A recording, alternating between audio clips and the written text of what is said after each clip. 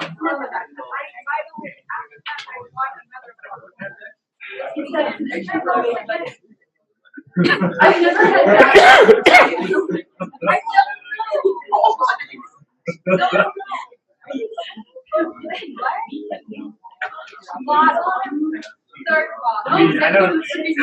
have no idea. You know this game?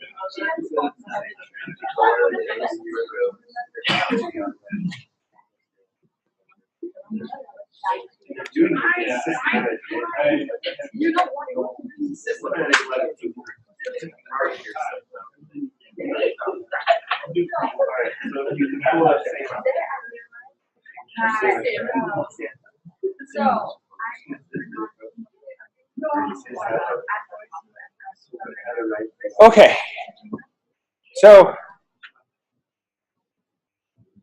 something bizarre happened with the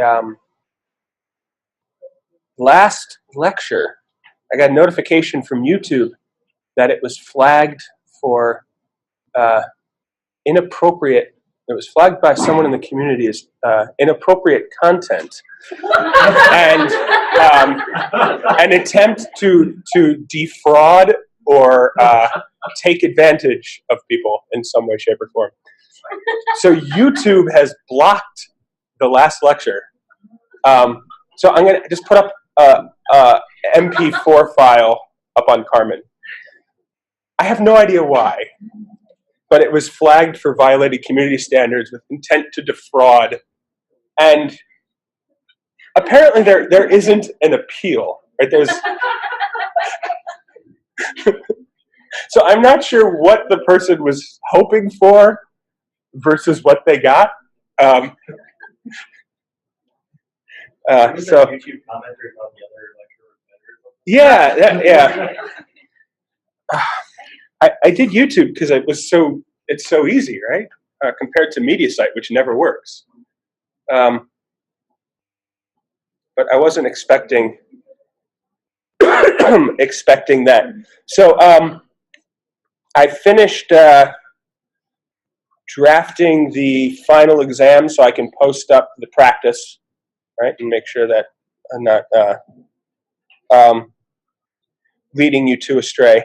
So today I want to hit some magnesium and then a little bit of miscellaneous stuff, cast irons and brasses, on Wednesday, and that wraps up the content. So today's lecture and Wednesday's lecture are not on the exam. They're just, the notes and that are just for your information. So why have I not hit magnesium yet? And really because it's the least mature, despite the number of years that it's been in development, of all the major non-ferrous alloys, right? So unless you happen to be working for someplace like Mercury Marine, where they're casting engine blocks, you are not likely to do a whole lot with magnesium. This statement could be true from any time from say 1960 on, right? Significant alloy development has been and is still and will continue to be underway, but it just hasn't hit a lot of really good applications, and that comes down to the fact that everything magnesium just corrodes. There is no good way to avoid corrosion, and it's not very ductile. It's very hard to form, and any good forming applications has to be done at hot forming, which is very expensive. And the creep properties, it tends to be used in lightweighting applications where for things like engines, where the temperature is fairly hot and its creep properties aren't all that great. right? So those are the big issues with magnesium, right? It's difficult to make anything out of it. Once you do make it, it corrodes, and then it creeps. Its creep life and service is pretty bad. So it's got a very low melting point, 650 C. It's not at all suitable for elevated temperature applications. It has a very low density, right, which means low moment of inertia, so it's good for rotating parts at high speed, but typically rotating parts at high speed also tend to be at high temperatures. But, you know, this is where the most famous application for magnesium came from, right? Everyone's heard of mag wheels, right? Because in the 60s, mag wheels used to actually be made out of magnesium. And they shattered when you hit a curb. Or a pothole. And that's right. But very good specific strength and specific stiffness, which is the continued driving force to keep developing magnesium applications. So they do tend to be used in space applications, right? When you're in space, you don't worry about corrosion so much. Right? Partial pressures of corroding of oxygen tends to be pretty low, right?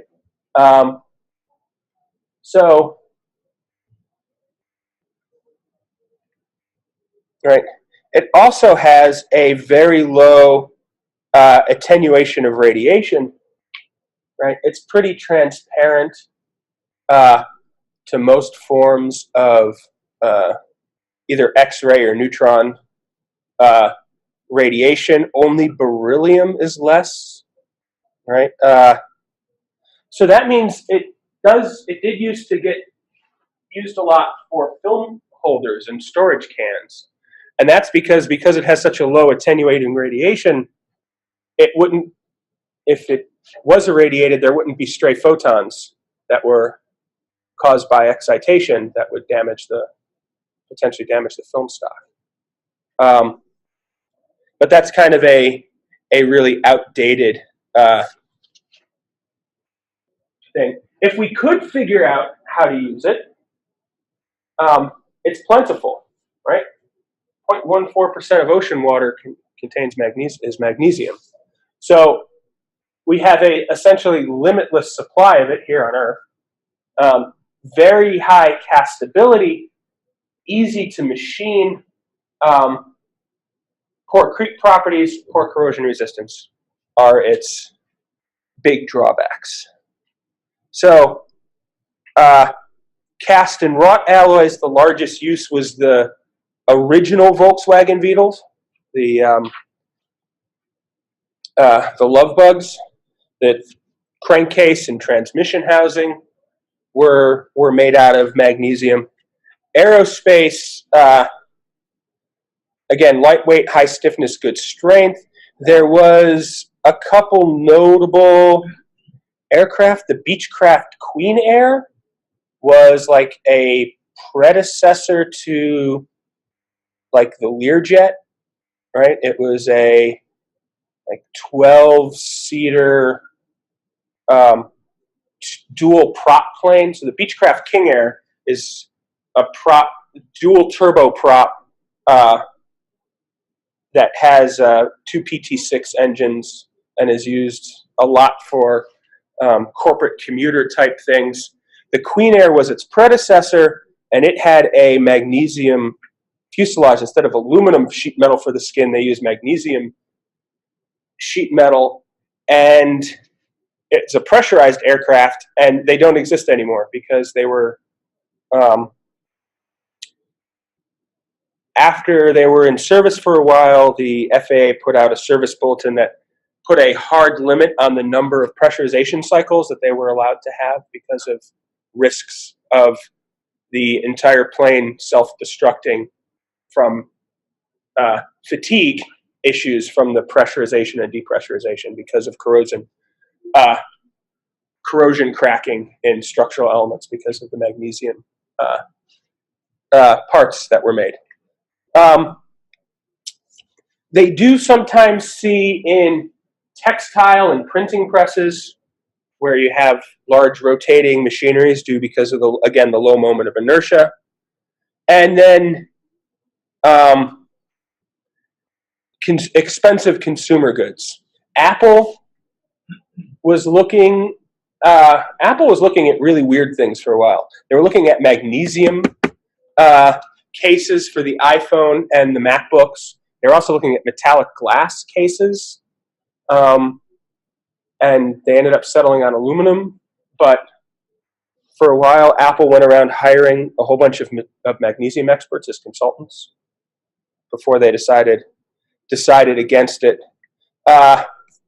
You do see some parts are creeping into vehicles, parts that are generally interior,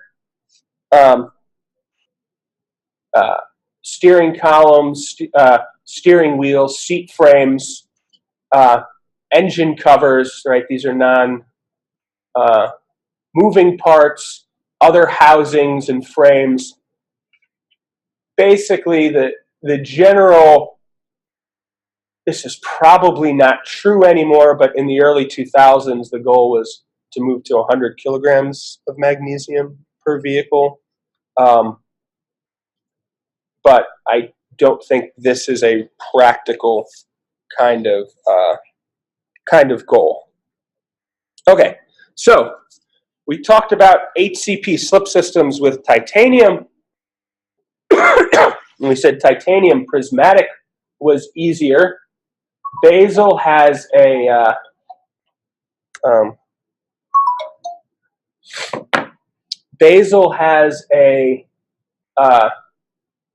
or magnesium with having a closer to ideal C over A ratio. Basel is much easier. If you look at the difference in critical resolved shear stress from basal to prismatic slip, right? It's roughly a factor of 20 times easier.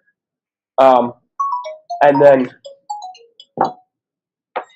C plus A is the second order pyramidal, the 1,1 bar 2,2 type plane right here. So this is the main slip system to accommodate deformation along the C-axis. Pure magnesium twins like crazy, right? But there's real differences between, depending on the loading direction. So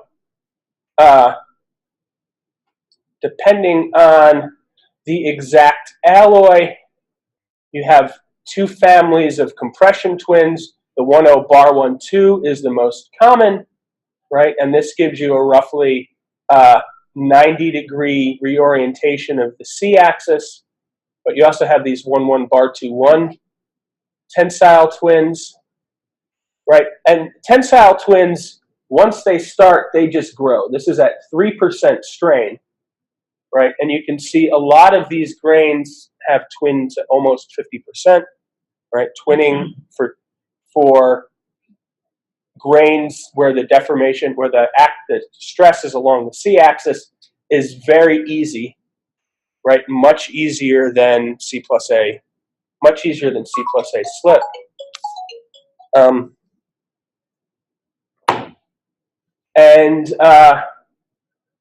There's also compression twins, right? This is where the C-axis is under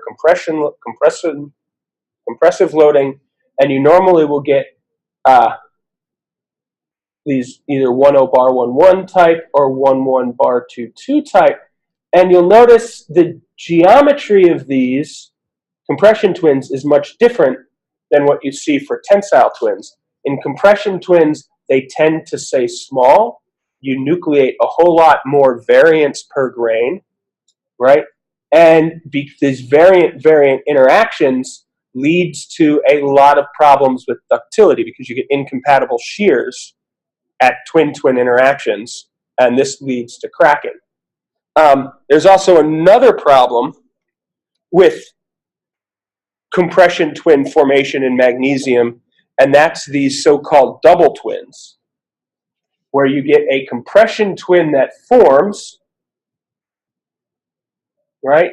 And then tensile twins that form inside the compression twin. So the compression twin forms, the lattice is reoriented, the orientation of the twin is now the highest Schmidt factor is actually now tensile twinning, right? So you have a compression twin, then a new twins form in there that are tensile twins. Then if you look at the tensile twins, the easiest deformation mode in here for the same stress state is going to be basal slip, right? So you have a grain out here that's hard to deform. It twins. You're still hard to deform. It twins again, and all of a sudden you have a grain that's really well oriented for easy slip. So you get a large amount of shear in these secondary twins that can't be accommodated by the neighboring grains. And again, this leads to cracking, and it arrests the growth of these compression twins. Once the double twinning starts, these compression twins can't grow by thickening anymore. So this is the real problem with formability in magnesium and why you need high temperature forming. Yeah. I always thought that the twin boundaries would be flat and curvature Yeah, so twins are not, especially in HCP metals, they're not the beautiful lenticular, right? They're coherent only in that stepwise ledge sense, right? And the growth by, right, the need to accommodate everything in the neighboring grains, right? The shears with these twins are on the order of 12%, right? And so the accommodation around here means you have a big differential in driving force for growth along the whole length of this twin. And if you look at twins in cross-section, they actually they're not these nice ovals. They tend to have these really weird cross-sectional shapes. It's also from EBSD, oftentimes you're only getting half the picture because we're only looking at one inverse pole figure direction.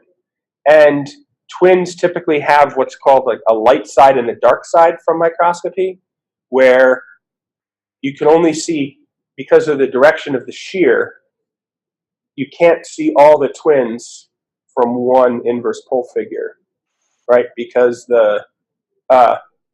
there's one less degree of freedom in this, right? This only tells you which way the plane normal is. It doesn't have any information about the rotation this way. So the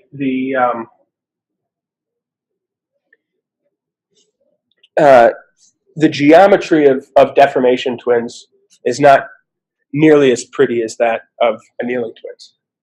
Right. Another thing that I noticed here is that, especially when first. Oh, that just says co-family. Oh. So yeah, so this is taken out of a larger. It's where you have if you have tensile twin 1 and compression twin 1 forming together, right, versus 1 and 2, right? That would be co-family, and right, because you've got planar relationships between them. It's a lot more detail than I kind of really want to go into.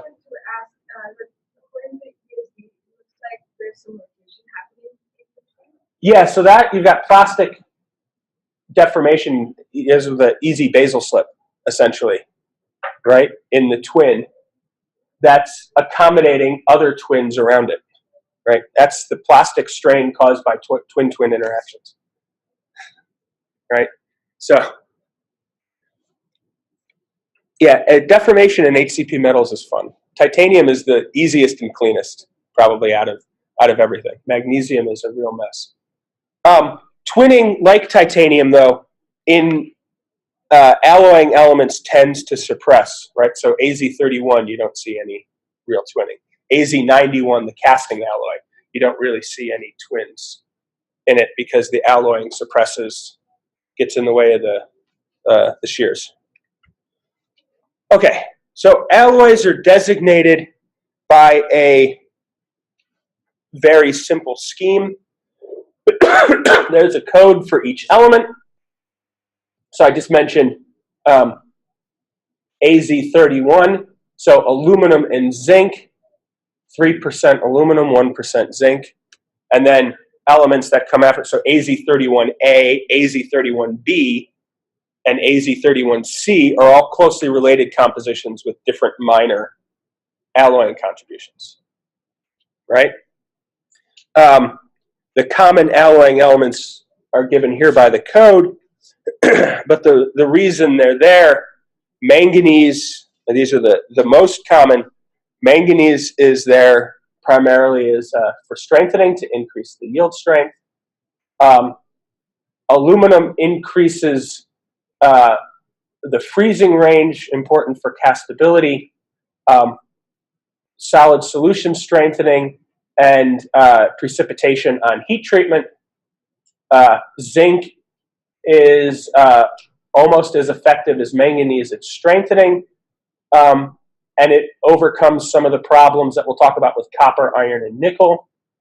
Yttrium is for creep resistance, silver for age hardening, and the rare earth are there primarily, most of the cerium are there to increase the creep properties. Copper, iron, and nickel are considered impurities. They, for the most part, cause problems with corrosion, right?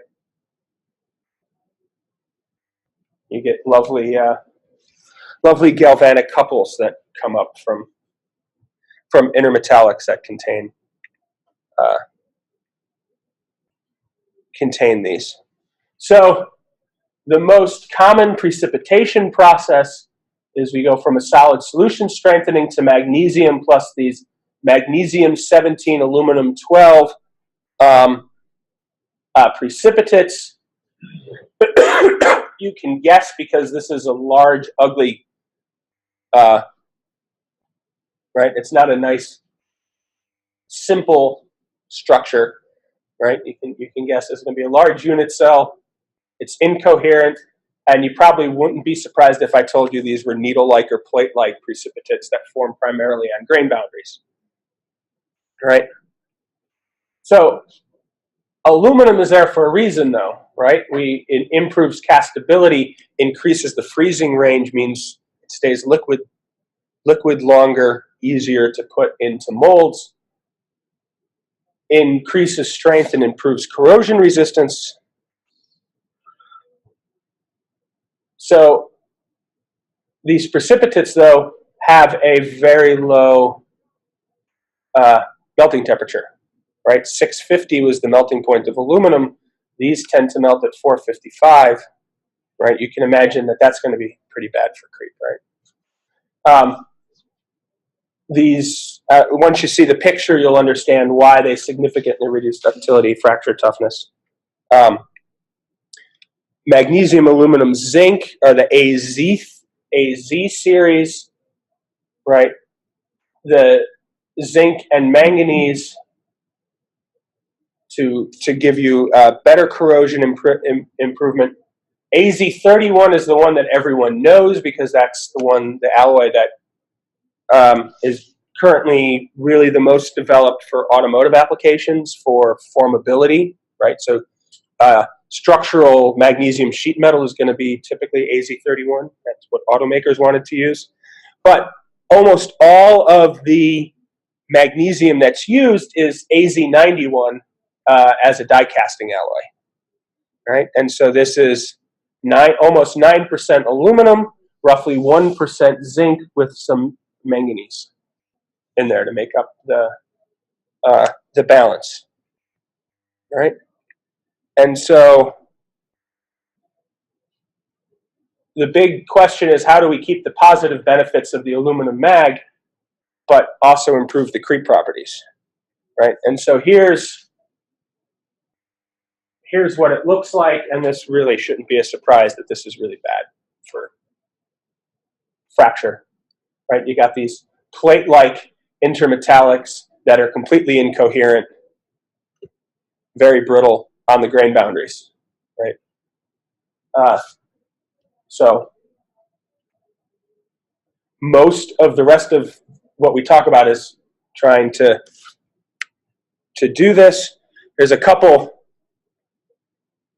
review slides on creep because the temperature of the melting temperature of magnesium is low enough that we have to talk about diffusional creep, not just dislocation creep. When with nickel superalloys, we spent a lot of time talking about creep, but we never got high enough where we were worried about diffusional creep. For magnesium, it doesn't take much to get there.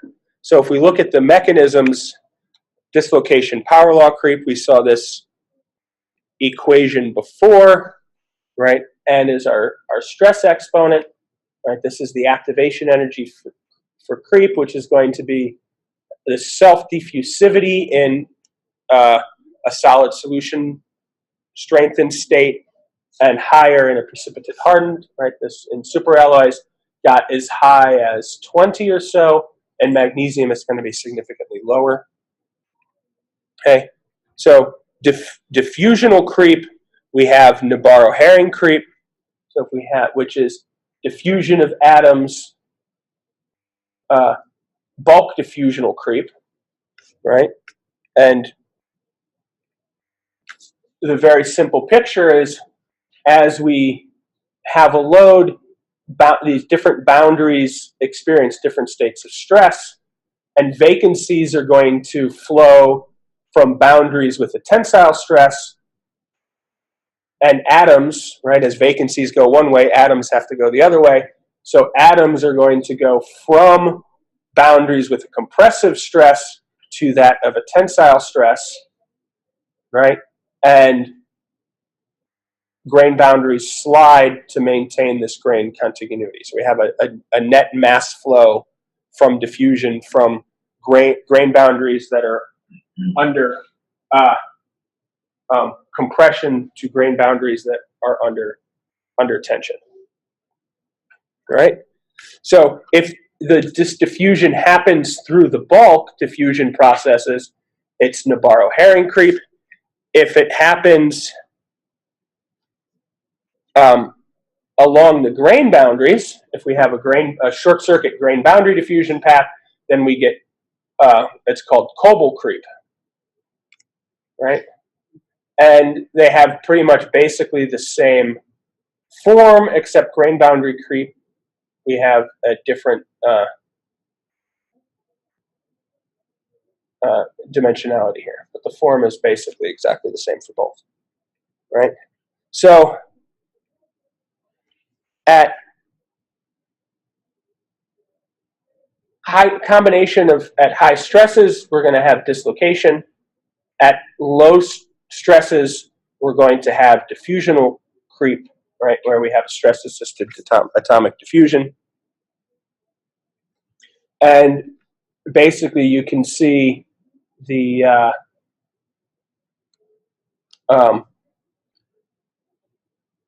range here, right? So this is regular plasticity, right? This is normalized as a function of the critically resolved shear stress, right? So the diffusional flow creep is going to happen at stress loads that are 10 to the minus 4 over the room temperature critically resolved. This is normalized to the ideal shear stress, right? So dislocation flow is 10 to the minus 2. So roughly 100 times easier stresses at temperature than plastic deformation at room temperature, right? And considering we only need to get to 0.4 of the melting temperature for these sorts of things, right? At a melting temperature of 650 C, 0.4 is not really that high, right? You can almost have creep in a water boiler, right? Right. So if we look at it and we look at some of the experiments, right, there's some basic observations that come out. If we just look at the minimum creep rate as a function of stress at a couple different temperatures, this is around 400 to 500 Kelvin, right? The stress exponent, the slope here, is a function of the stress, right? Obviously, higher stress, more dislocations, right? So the mechanism, the actual active mechanism is going to be a function of stress, not really a surprise. The creep, we have creep weakening at higher temperatures. So if we look at this mechanism change, we look at the difference, the offset at low stresses and the offset at higher stresses, it shrinks, right, from high temperature to low temperature. So this actually really has to do with these precipitates here and contributions of vacancy mechanisms. And the activation energy is going to be both a function of the stress and the temperature, right? And the reason is that at temperature, we're going to have less aluminum in solid solution, right? We're going to have easier precipitation of these. But once we get too high, then of course these are going to melt, right? So it's not an easy thermodynamic problem. So we have these in the as-cast state, subject to higher stress. We see that there's significant amount of coarsening of these, and that they start to grow in different directions, right? They're not nearly as well aligned as they are and at lower temperatures, right? And as these grow, we're essentially sucking aluminum out of our matrix, right? Really weakening this. So if we want to improve creep strength in magnesium, we have to either introduce other thermally stable precipitates, right, in addition to these magnesium 17 aluminum 12s, right, ones that are not going to dissolve, right, and if we put them in grain interiors, the idea is introduce a fine dispersion here to hinder dislocation movement and affect the mechanisms of dislocation creep. If we get them to grow at the grain boundaries, we're going to, much like in nickel, the nickel superalloys, try and prevent grain boundary sliding and slow down our diffusional creep. And the main strategy to do this is to add either silicon or rare earths, primarily ceria, right? And so here you can see we get a fine dispersion of magnesium to silica precipitates, right, interacting with dislocations. Here's a magnesium rhenium. This is probably magnesium. Oh, it is magnesium ceria. I saw Re and said rhenium. Right, and so we get these fine precipitates at the grain boundary, which are going to hinder, right? And so we can see if you look at plain AZ91, which doesn't have a rare earth, we add elements of nominally the same composition with 2.5% ceria, we get a much lower creep strain rate, right? But these rare earths are stupid expensive, and silica hurts the corrosion properties. Right, so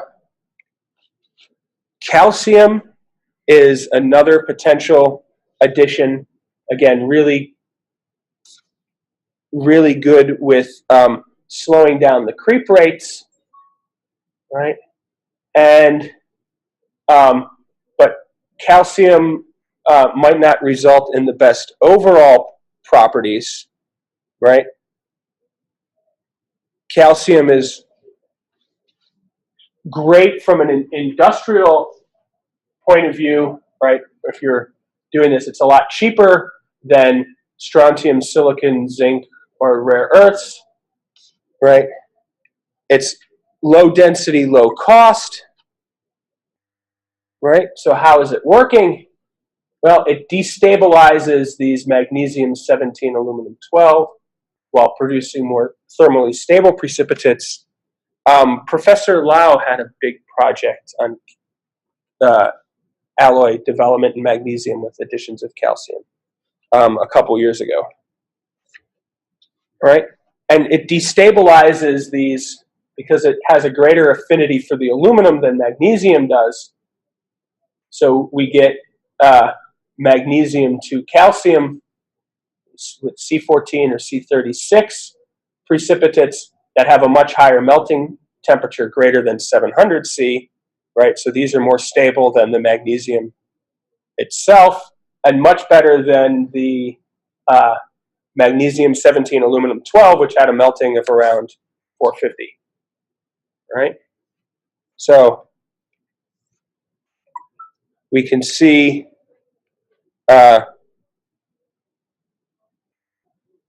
these are really hard to interpret. These are slip lines, and these are like the strain fields, very much like around GP zones in aluminum, right? The contrast is strain contrast, not the size of the particle. This micron bar here, this is 200 nanometers. These are probably 50 nanometers, so plate-like precipitates that act very much like GP zones in aluminum, right? So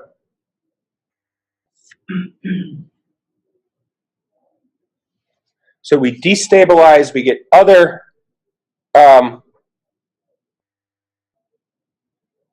precipitates in there, but this is strontium, right? So strontium is similar to calcium, right? It forms these magnesium strontium and aluminum 4 strontium, right? So it's very similar, but it also allows the aluminum to stay in solution, and we get a big boost out of solid solution strengthening, right?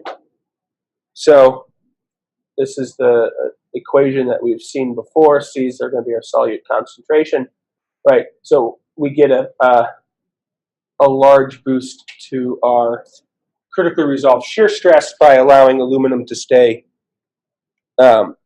in solution, right?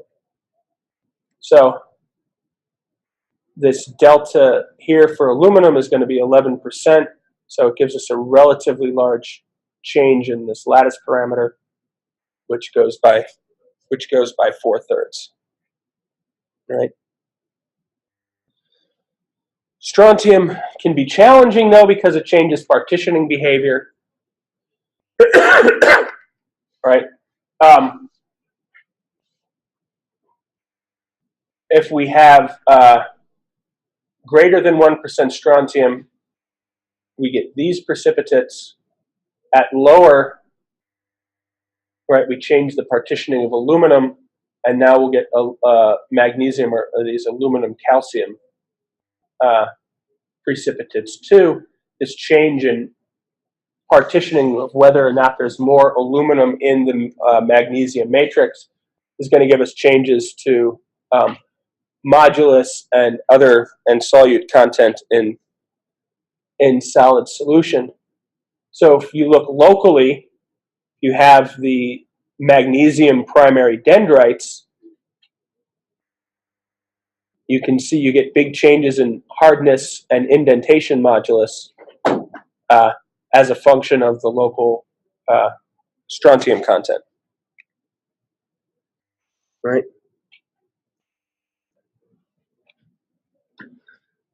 And so you get a, I wish I could help.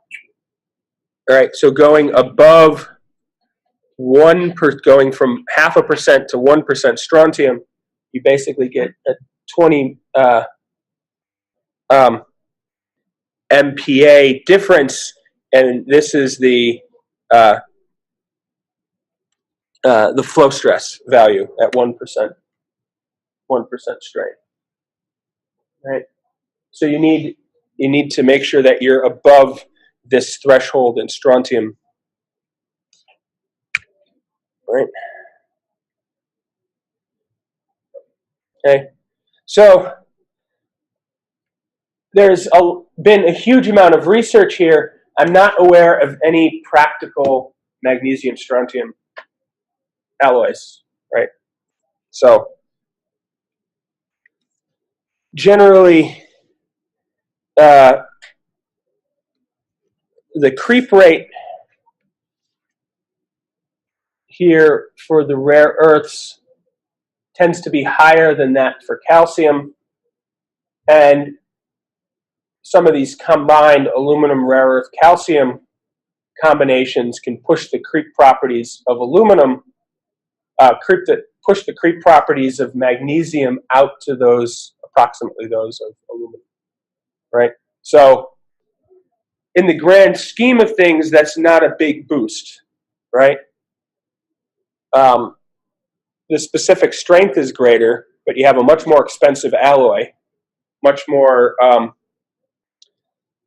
expensive than aluminum.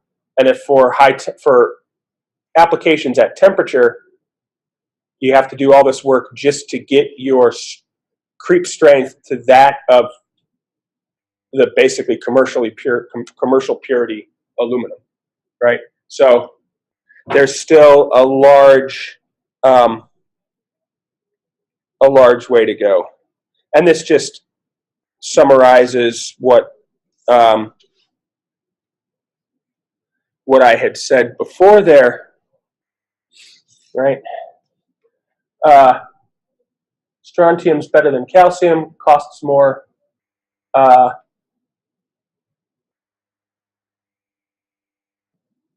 Right. We'll talk about zinc on the next slide. It's added as a casting. I think zinc. There's zirconium. Okay. Well, zinc's added as a minor alloying to recover castability.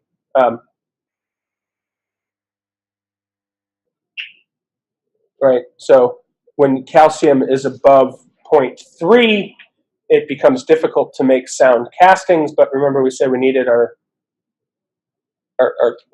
strontium values were a bit higher. I'm confusing myself by thinking about cross properties here.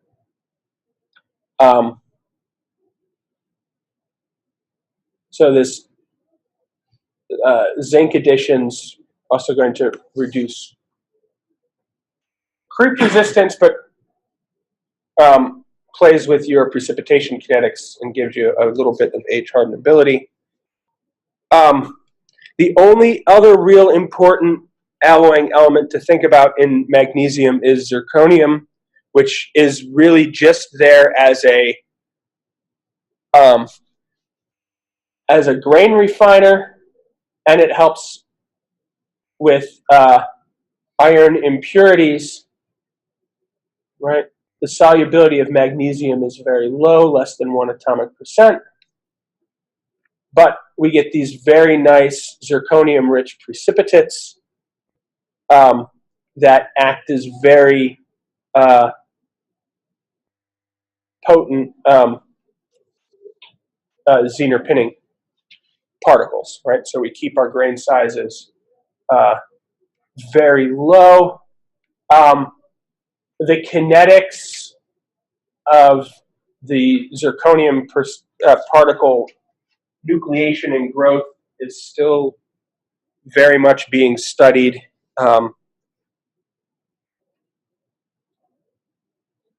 And I'm not nearly enough to say what the thing is, or whether it's what the exact mechanism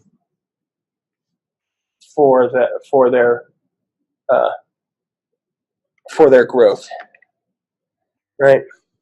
So almost all magnesium produced is in cast form, right? Calcium is bad for castability, but aluminum and zirconium are good. Calcium is a useful addition for, say, structural sheet. And a lot of these use high-pressure die castings is a big area for magnesium, in addition to sand castings or investment castings. People are doing a lot of investigation in other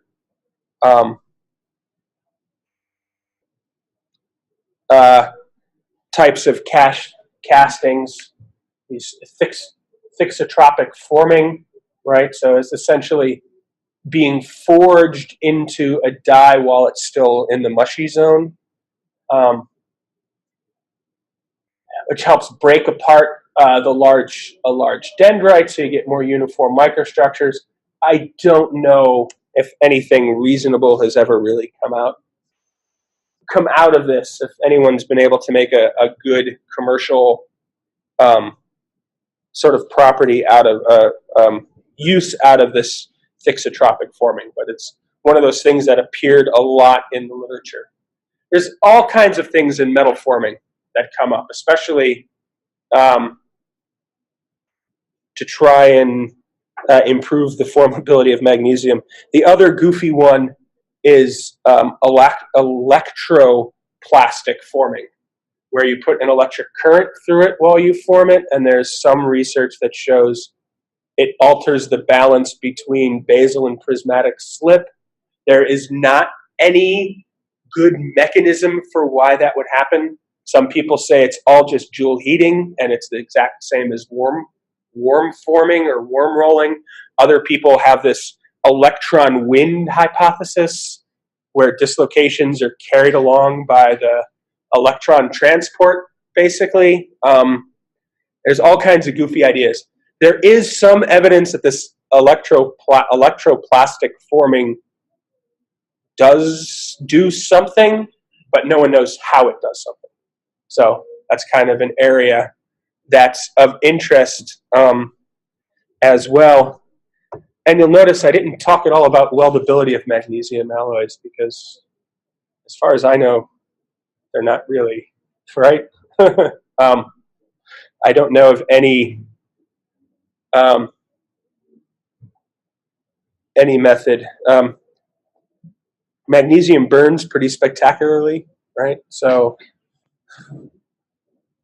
that's another problem with it. It's very difficult to actually ignite solid magnesium, but in machining, you have to be very careful with chips. It's not hard to set those on fire. So that basically is it. That's all of the main physical metallurgy aspects of magnesium, right? There's not a lot of it out there. There's a lot of promise. There has always been a lot of promise, but it hasn't quite. The problems of corrosion and formability are just really too big to make it work for any large structural applications, right? The difficulties of hot forming flammable metal is just too much. So maybe in the future, we'll see. Okay, we'll see you Wednesday.